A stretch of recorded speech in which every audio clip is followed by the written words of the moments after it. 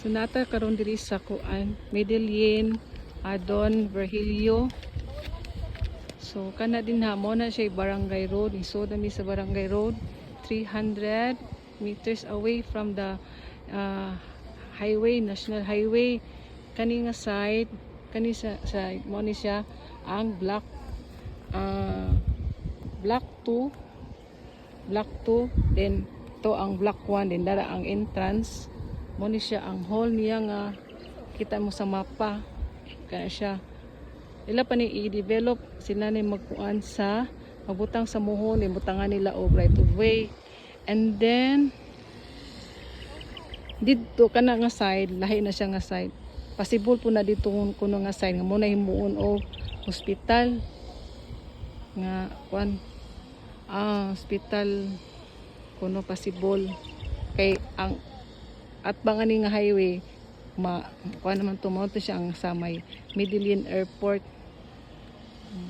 Dayon ang sa diri sa kuan sa front niya sa block 2 block 1 ang price ani is 2,250 per square meter.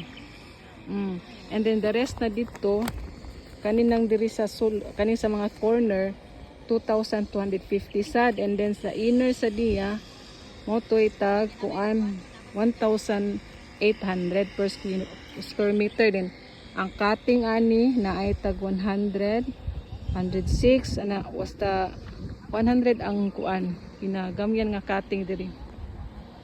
O mo na ko mga kauban nga agent sa Milgaso nag tour site mi diri kay para makita sa ninyo ang indot nga view.